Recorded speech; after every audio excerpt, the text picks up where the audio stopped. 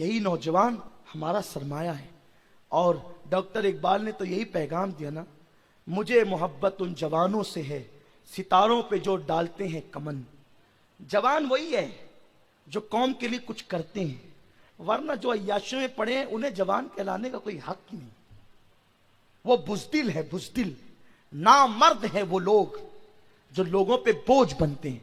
یہ میرے جذبات کی وجہ سے میں مغلظات نہیں پک رہا ہوں، یہ میں حدیث پاک کی روشنی میں کہہ رہا ہوں.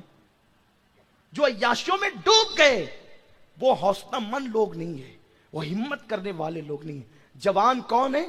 نہیں تیرا نشیمن قصر سلطانی کے گنبد پر، تو شاہی ہے بسیرا کر پہاڑوں کی چٹانوں میں.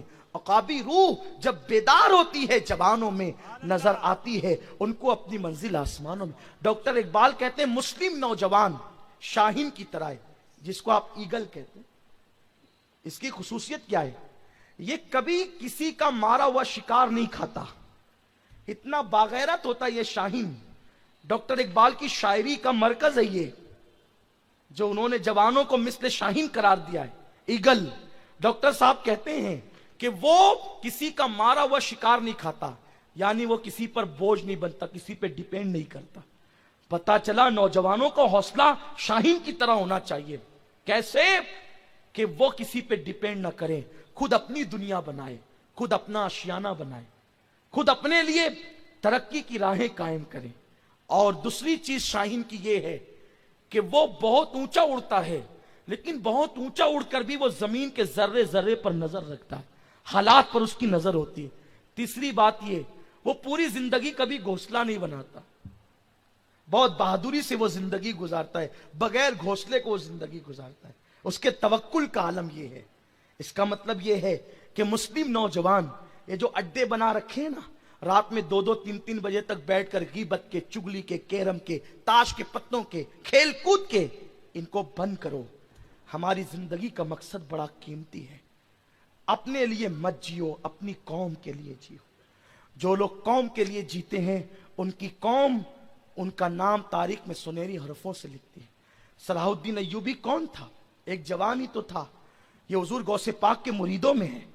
غوث پاک کے کتنے مریدوں کا نام ساری دنیا بھول چکی ہے، لیکن صلاح الدین ایوبی کا نام لوگ یاد کرتے ہیں، اور اس اعتبار سے یاد کرتے ہیں کہ اس شخص نے بیت المقدس پر اسلام کا پرچم لہرایا. طارق بن زیاد کا نام اس لیے لوگوں کو یاد ہے، ورنہ طارق کا خاندان کون ہے؟ طارق کا خاندان بربر قوم ہے جس کے ظلم کی پرانی داستانیں تاریخ میں موجود ہیں. لیکن جب اسلام کی دولت ملی تو طارق ابن زیاد نے اندلس کی سرزمین پر اسلام کا پرچم لہرایا. خالد ابن ولید کون ہے؟ خالد بن ولید کون ہے؟ اگر میں حضرت خالد ابن ولید پہ گفتگو کروں تو آپ کو حیرت ہوگی. بس ایک بات آپ کو بتاتا ہوں، اسلام لانے سے پہلے احد کی پوری جنگ کا نقشہ بدلنے والا خالد ابن ولید ہے. پلٹ کر کے حملہ کیا اور گویا کہ صحابہ کی فتح کو شکست میں تبدیل کر دیا اس شخص نے. لیکن جب اسلام قبول کیا تو وہ کفارہ ادا کیا ہے کہ ایران اور شام پر اسلام کا پرچم لہرانے والا یہی جوان ہے. میرے آقا علیہ السلام کے دیوانوں، محمد بن قاسم کون ہے؟ اس کے قبیلے کی مذمت حضور نے بیان کی. آقا فرماتے مجھے بنو امیہ کے چھوکروں سے اور بنو ثقیف کے چھوکروں سے بڑا ڈر ہے کہ وہ میری امت کی جو ہے وہ پامالی کریں گے. یہ حجاج بن یوسف ثقفی کا بھتیجا ہوتا ہے، محمد بن قاسم. ایک شجرہ نسب تو اس کا یہ ہے جو بہت زیادہ تاریخ میں ہے. لیکن اگر یہ مان لیا جائے تو بھی ایسے خاندان کا لڑکا سندھ پر اسلام کا پرچم لہراتا ہے. لیکن زیادہ مجھے بہتر یہ لگتا ہے کہ محمد بن قاسم حضرت سیدنا صدیق اکبر کا پرپوتا لگتا ہے، اور اس جوان نے جو ہے وہ اسلام کا پرچم سندھ کی سرزمین پہ لہرایا. یہ وہ جوان تھا، اللہ اکبر، صرف 16 یا 17 سال کی عمر میں ہندوستان آیا اور اس نے سندھ کے علاقے فتح کیے اپنے کردار سے. آج 16-17 سال کے جوانوں کو تو لڑکیوں کے سوا کچھ دکھتا ہی نہیں. ہنسنے کی بات نہیں ہے، کس قدر گندی فکر ہو گئی ہے. میں یہ باتوں کا ذکر نہیں کرتا، لیکن ایک جوان 10-15 دن پہلے میرے پاس آیا، میرے شہر کا جوان، خوبصورت تھا، بڑے گھرانے کا تھا، اس نے کہا کہ سید صاحب بے چین رہتا ہوں، تکلیف رہتی ہے، کوئی تعویذ دے دیں۔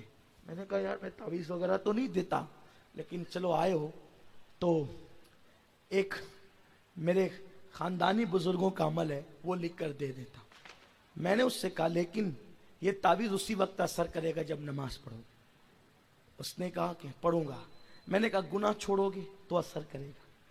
اس نے کہا ٹھیک ہے توبہ کرتا ہوں۔ اس کو کہنا نہیں چاہیے تھا، اس نے سادگی میں کہہ دیا کہ اب تک 2 بار زنا کر چکا ہوں، اور اس کی عمر 18 سال سے زیادہ نہیں ہوگی۔ سوچے یہ صورت حال ہے ہمارے جوانوں کو اس قدر، اور ماں باپ اپنی فکر میں، ماں باپ سمجھتے ہیں ہم کبھی بوڑھے ہی نہیں ہوئے ہوں گے، ہمیشہ جوان رہیں گے، تو ان کو اپنے بچے بچے نظر آتے ہیں، اور وہ اپنی مستی میں مست ہوتے ہیں اور جلدی سے بچوں کی شادی بھی نہیں کرتے۔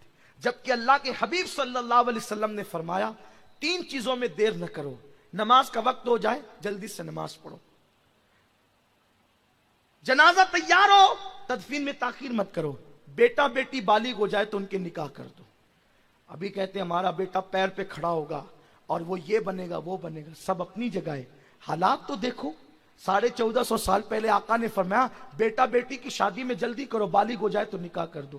اس کا مطلب یہ ہے کہ نکاح کے بعد بھی تو بیٹا پڑھائی کر سکتا ہے، اور لوگوں نے کیا ہے پڑھائی، بڑے بڑے بزرگوں کی تاریخ ہے۔